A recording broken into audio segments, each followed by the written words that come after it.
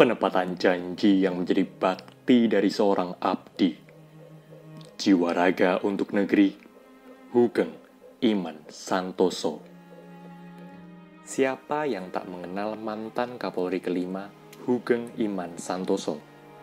Sepak terjang beliau selama memimpin Polri begitu dikenang. Beliau dikenal sebagai sosok yang bersih, berani, dan tegas dalam menegakkan kebenaran kepada siapapun tanpa pandang bulu. Lahir di kota Pekalongan pada 14 Oktober 1921, karir kepolisian Hugeng dimulai dengan menjabat sebagai Kepala DKPN Kantor Polisi Jawa Timur pada 1952. Setelah merampungkan pendidikan Brimob pada 1959, beliau mulai memegang berbagai jabatan penting baik di Polri, Lembaga Tinggi Negara, dan anggota kabinet. Sampai pada akhirnya tahun 1968, beliau ditunjuk sebagai Kepala Kepolisian Republik Indonesia. Jenderal Hugeng memiliki pendekatan yang cukup ramah dan santun, namun tetap dengan ketegasan, khususnya kepada masyarakat yang melanggar hukum. Seperti contoh, beliau memutuskan untuk membebaskan becak-becak ilegal yang tertangkap di Jakarta pada waktu itu, setelah menyadarkan dan mensosialisasikan aturan hukum yang seharusnya mereka patuhi. Hal tersebut dapat dimaknai sebagai salah satu nilai berorientasi pelayanan yang dilakukan oleh Pak Hugeng. Pada tahun 1956 atau pada saat menjabat sebagai Kepala Bareskrim Polda Sumut, Pak Hugeng dikenal oleh publik secara luas sebagai satu dari sedikit pejabat yang mampu menolak pemberian suap dan gratifikasi oleh bandar judi yang ada di Sumatera Utara.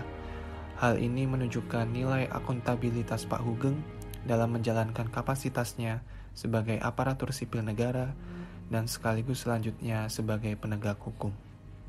Pada tahun 1970, Pak Hugeng rela menyamar menjadi salah satu dari kalangan pemuda untuk dapat meringkus bandar narkotika yang menjadi penyebab dari tingginya peredaran ganja di kalangan pemuda Indonesia saat itu, termasuk meringkus pelaku terlibat yang berasal dari kalangan orang penting dan menteri.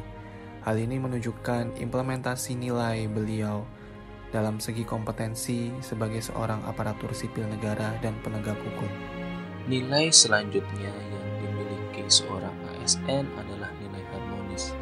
Nilai harmonis menekankan bahwa seorang ASN haruslah memiliki rasa peduli dan menghargai perbedaan apapun latar belakangnya. Nilai inilah yang juga dimiliki oleh seorang Jenderal Hugeng yang terkenal dengan sifat humanisnya dalam menindak masyarakat, sehingga Jenderal Hugeng terkenal dengan dekat dengan rakyat dan media massa. Dedikasi Pak Hugeng dalam pengabdiannya kepada negara juga tidak perlu diragukan lagi. Dalam kesehariannya sebagai Kapolri, beliau memiliki kebiasaan untuk selalu datang paling pagi ke kantor. Bahkan di akhir pekan pun, beliau kadang menyempatkan waktu untuk melakukan patroli keamanan. Loyalitas beliau juga dapat dilihat dari bagaimana beliau tetap berpegang teguh pada integritasnya sebagai polisi dengan selalu menegakkan aturan hukum yang berlaku.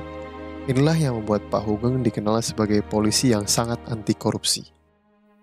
Jenderal Hugeng juga memiliki nilai adaptif untuk berinovasi menghadapi perubahan dengan kebijakan beliau mewajibkan penggunaan helm karena pada saat itu banyak warga masyarakat yang mengalami kecelakaan ketika menggunakan motor tanpa menggunakan helm.